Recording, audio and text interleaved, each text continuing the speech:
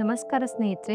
ಇವತ್ತಿನ ವಿಡಿಯೋದಲ್ಲಿ ಉತ್ತರ ಕರ್ನಾಟಕದ ಸಿಹಿ ತಿನಿಸಾದ ಕರ್ದಂಟನ್ನು ಅಂಗಡಿಯಲ್ಲೇ ಸಿಗುವಂತೆಯೇ ರುಚಿಯಾಗಿ ಸುಲಭವಾಗಿ ಮನೆಯಲ್ಲೇ ಹೇಗೆ ಮಾಡೋದು ಅನ್ನೋದನ್ನು ತಿಳಿಸ್ಕೊಡ್ತಾ ಇದ್ದೀನಿ.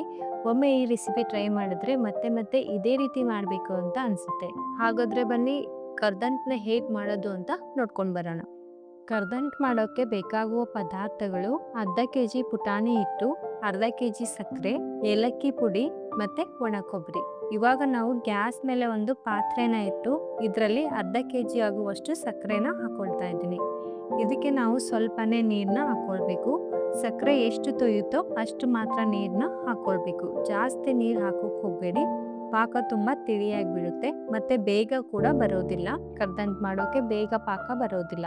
ಅದಕ್ಕೋಸ್ಕರ ಸಕ್ಕರೆ ಎಷ್ಟು ತೊಯ್ಯುತ್ತೋ ಅಷ್ಟು ಮಾತ್ರ ನೀರನ್ನ ಹಾಕಿ ಈ ರೀತಿಯಾಗಿ ಮಿಕ್ಸ್ ಮಾಡಿಕೊಂಡು ಸಕ್ಕರೆನ ಪೂರ್ತಿಯಾಗಿ ಕರಗಿಸ್ಕೊಳ್ಬೇಕು. 15ರಿಂದ 20 ನಿಮಿಷನಾದರೂ ಕುದಿಸ್ಕೋಬೇಕಾಗುತ್ತೆ. ಅದು ಕುದಿಯೋವರೆಗೂ ಒಂದು ಪ್ಲೇಟಲ್ಲಿ ಸ್ವಲ್ಪ ಎಣ್ಣೆನ ಸವರ್ಕೊಳ್ಬೇಕು.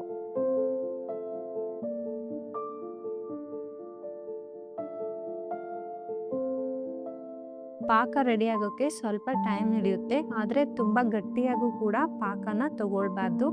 ಅಷ್ಟೇ ಮೀಡಿಯಮಲ್ಲಿ ಸ್ವಲ್ಪನೇ ಪಾಕ ಬಂದರೆ ಸಾಕಾಗುತ್ತೆ. ಒಂದು ಬಟ್ಲಲ್ಲಿ ನೀರು ತಗೊಂಡು ಇದರಲ್ಲಿ ನಾವು ಈ ರೀತಿಯಾಗಿ ಪಾಕ ಬಿಟ್ಟರೆ, ಈ ರೀತಿಯಾಗಿ ಸ್ವಲ್ಪ ಗಟ್ಟಿಯಾಗಿದ್ದರೆ ಗ್ಯಾಸ್ನ ಆಫ್ ಮಾಡಿಬಿಡ್ಬೇಕು. ಇದು ಕರ್ದಂಟು ಮಾಡೋಕ್ಕೆ ರೆಡಿ ಆಗಿದೆ ಅಂತ ಅರ್ಥ. ಸ್ವಲ್ಪನೇ ಪಾಕ ಬಂದಾಗ ಗ್ಯಾಸ್ನ ಆಫ್ ಮಾಡಿ ಇದರಲ್ಲಿ ಸ್ವಲ್ಪನೇ ನಾನಿಲ್ಲಿ ಏಲಕ್ಕಿ ಪುಡಿನ ಹಾಕೊಳ್ತಾ ಇದ್ದೀನಿ. ಈಗ ನಾವಿಲ್ಲಿ ಪುಟಾಣಿ ಹಿಟ್ಟನ್ನ ಹಾಕ್ಕೊಳ್ಬೇಕು. ಪುಟಾಣಿ ಹಿಟ್ಟನ್ನ ಸ್ವಲ್ಪನೇ ಹಾಕ್ಕೊಳ್ಬೇಕು. ಒಮ್ಮೆ ಹಾಕೊಳಕ್ಕೆ ಹೋಗಬೇಡಿ, ಯಾಕಂದರೆ ಗಂಟು ಆಗ್ಬಿಡುತ್ತೆ, ಕರ್ದಂಟು ಸರಿಯಾಗಿ ಬರೋದಿಲ್ಲ. ಅದಕ್ಕೋಸ್ಕರ ಸ್ವಲ್ಪನೇ ಕೈಯಿಂದ ಈ ರೀತಿಯಾಗಿ ತಿರುಗಿಸ್ಕೊಳ್ಬೇಕು. ಪೂರ್ತಿಯಾಗಿ ಸರಿಯಾಗಿ ಮಿಕ್ಸ್ ಮಾಡ್ಕೋಬೇಕು. ಕರ್ದಂಟು ಮಾಡೋದು ತುಂಬಾ ಸುಲಭ ಇದೆ ಮತ್ತು ಬೇಗನೂ ಆಗುತ್ತೆ. ಜಾಸ್ತಿ ಸಾಮಗ್ರಿಗಳು ಕೂಡ ಹತ್ತೋದಿಲ್ಲ ಇದು ಮಾಡೋಕ್ಕೆ. ಮಕ್ಕಳೆಲ್ಲ ಹೊರಗಡೆ ತಿಂಡಿ ಬೇಡ್ತಾ ಇರ್ತಾರೆ, ಅವರಿಗೆಲ್ಲ ಈ ರೀತಿಯಾಗಿ ನೀವು ಮನೆಯಲ್ಲೇ ಮಾಡಿಕೊಟ್ರೆ ತುಂಬಾ ಒಳ್ಳೆಯದು. ನೋಡಿ, ಈ ರೀತಿಯಾಗಿ ಸರಿಯಾಗಿ ಕೈ ಆಡಿಸ್ತಾ ಇರಬೇಕು. ಸ್ವಲ್ಪ ನೀವು ಬಿಟ್ಟರೆ ಅದು ಗಂಟು ಆಗಿಬಿಡುತ್ತೆ. ಹಿಟ್ಟು ಈ ರೀತಿಯಾಗಿ ಆಗಬೇಕು. ನೋಡಿ, ಸ್ವಲ್ಪ ಕೂಡ ಗಂಟು ಆಗಿಲ್ಲ ಇದರಲ್ಲಿ. ಇವಾಗ ನಾವು ಆವಾಗಲೇ ಎಣ್ಣೆನ ಸವರಿಟ್ಟಿದ್ವಿ ಎಲ್ಲ ಪ್ಲೇಟಲ್ಲಿ, ಅದರಲ್ಲಿ ಈ ಹಿಟ್ಟನ್ನ ಹಾಕ್ಕೊಳ್ಬೇಕು. ಪಾಕನ ತುಂಬ ಆರೋಕೆ ಬಿಡಬಾರ್ದು. ಗ್ಯಾಸಿಂದ ಇಳಿಸಿದ ತಕ್ಷಣ ಪುಟಾಣಿ ಹಿಟ್ಟನ್ನ ಹಾಕ್ಕೊಂಡು ಮಿಕ್ಸ್ ಮಾಡ್ಕೋಬೇಕು.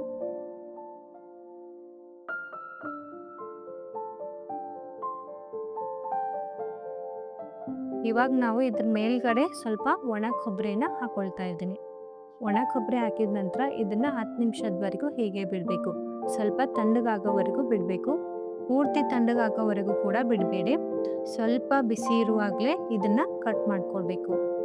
ಇದರಿಂದ ಪೀಸು ತುಂಬಾ ಚೆನ್ನಾಗಿ ಬರುತ್ತೆ. ಕರ್ದಂಟು ಪರ್ಫೆಕ್ಟಾಗಿ ಆಗಬೇಕು ಅಂದರೆ ಮೊದಲು ನಾವು ಪಾಕನ್ನು ಪರ್ಫೆಕ್ಟಾಗಿ ಮಾಡಿಕೊಂಡ್ರೆ ಖಂಡಿತ ಕರ್ದಂಟು ತುಂಬಾ ಕರೆಕ್ಟಾಗಿ ಮತ್ತು ಸಾಫ್ಟಾಗಿ ಬರುತ್ತೆ.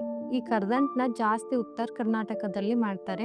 ಹಬ್ಬಗಳಲ್ಲೂ ಕೂಡ ದೀಪಾವಳಿ ಟೈಮಲ್ಲಿ, ಶ್ರಾವಣದಲ್ಲಿ ಮತ್ತು ಪೂಜೆಗಳಿದ್ದಾಗ ಈ ಕರ್ದಂಟನ್ನ ತುಂಬಾ ಮಾಡ್ತಾರೆ ಉತ್ತರ ಕರ್ನಾಟಕ ಸೈಡು. ನಿಮ್ಮ ಸೈಡು ಇದಕ್ಕೆ ಏನಂತಾರೆ ಅಂತ ನಮಗೆ ಖಂಡಿತ ಕಮೆಂಟ್ ಮಾಡಿ ತಿಳಿಸಿ. ಎಲ್ರಿಗೂ ಇಷ್ಟವಾಗುವ ಉತ್ತರ ಕರ್ನಾಟಕದ ಸ್ಪೆಷಲ್ ಆಗಿರುವ ಪುಟಾಣಿ ಹಿಟ್ಟಿನ ಕರ್ದಂಟು ರೆಡಿಯಾಗಿದೆ. ಈ ರೆಸಿಪಿ ನಿಮಗೆ ಇಷ್ಟ ಆಗಿದೆ ಅಂತ ಅಂದ್ಕೊಂಡಿದ್ದೀನಿ. ಇಷ್ಟ ಆಗಿದ್ರೆ ಖಂಡಿತ ಕಮೆಂಟಲ್ಲಿ ತಿಳಿಸಿ. ಮತ್ತು ನಿಮಗೆ ಯಾವ ರೀತಿಯ ರೆಸಿಪಿ ಬೇಕು ಅಂತಲೂ ಕೂಡ ನಮಗೆ ಕಮೆಂಟ್ ಮಾಡಿ ತಿಳಿಸಿ. ಮತ್ತು ಇದೇ ರೀತಿಯ ರೆಸಿಪಿಯೊಂದಿಗೆ ಮತ್ತೆ ಭೇಟಿಯಾಗೋಣ. ನಮಸ್ಕಾರ.